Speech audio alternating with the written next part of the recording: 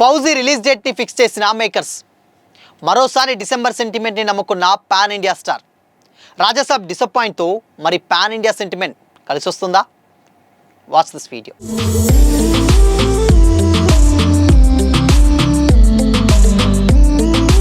Hi hello, welcome to Disha TV.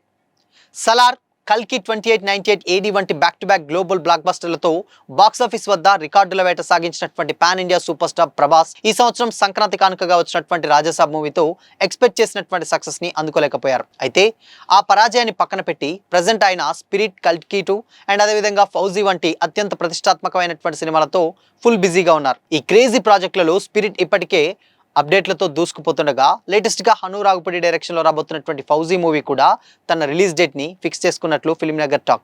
ఈ సంవత్సరంలో ఇప్పటి వరకు సగం కాలం గడిచిపోయినప్పటికీ టాలీవుడ్లో వేళ్ల మీదే లెక్కించగదగ్గటువంటి సినిమాలు మాత్రమే ఘన విజయం సాధించాయి. దీంతో థియేటర్లలో భారీ వసూళ్లు రాబట్టేటువంటి గట్టి కంటెంట్ ఉన్నటువంటి సినిమా కోసం ఆడియన్స్ అండ్ ట్రేడ్ వర్గాలు ఎంతగానో ఎదురుచూస్తున్నారు.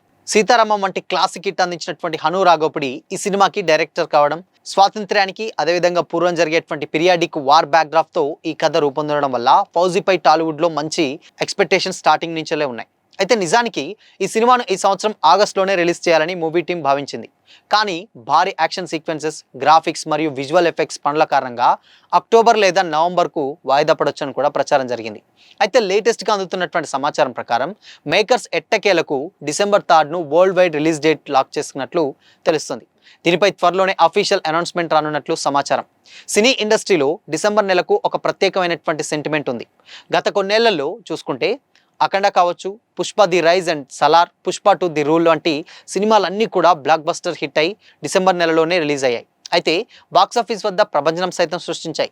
ఇప్పుడు అదే సెంటిమెంట్తో వస్తున్నటువంటి ప్రభాస్ ఫౌజీ ఏ స్థాయి రికార్డులను తిరగరాస్తుందో చూడాలని కూడా చాలా మంది ఈగర్గా వెయిట్ చేస్తున్నారు. ఈ సంవత్సరం సంక్రాంతి కానుకగా రాజాసాబ్తో అలరించినటువంటి ప్రభాస్ ఇయర్ ఎండింగ్లో ఫౌజీతో మరోసారి థియేటర్లో సందడి చేయనున్నారు. ప్రజెంట్ షూటింగ్ చాలా స్పీడ్గా జరుపుకుంటున్నటువంటి ఈ మూవీ నుంచి కూడా స్వాతంత్ర దినోత్సవం సందర్భంగా ఆగస్టు 15న ఒక పవర్ఫుల్ గ్లింప్స్ను రిలీజ్ చేయడానికి మేకర్స్ ప్లాన్ చేస్తున్నారు.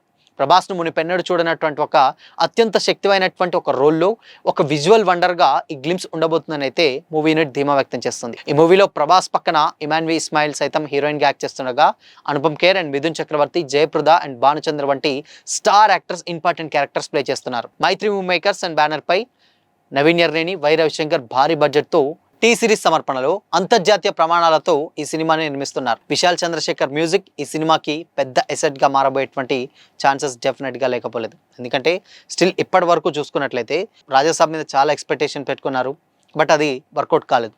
కానీ దాని తర్వాత మేజర్గా వస్తున్నటువంటి ఏదైనా సినిమా ఉంది, చాలామంది ఈగర్గా వెయిట్ చేసేటువంటి సినిమా ఏదైనా ఉందంటే డెఫినెట్గా అది సలార్ పార్ట్ 2 అండ్ దాని తర్వాత కల్కి పార్ట్ 2, దాని తర్వాత మేజర్గా ఇప్పుడు ఫౌజీ అండ్ స్పిరిట్. ఈ సినిమాల కోసమే ఫ్యాన్స్ చాలా ఈగర్గా వెయిట్ చేస్తున్నారు.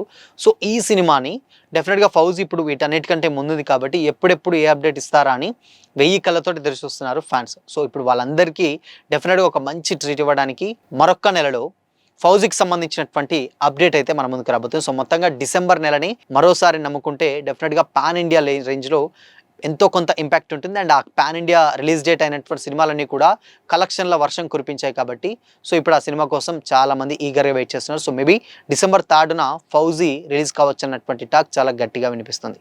సో మరి ఫౌజీ ఎలా ఉండబోతుంది అనుకుంటున్నారు? మీ ఒపీనియన్ని కామెంట్ చేయండి.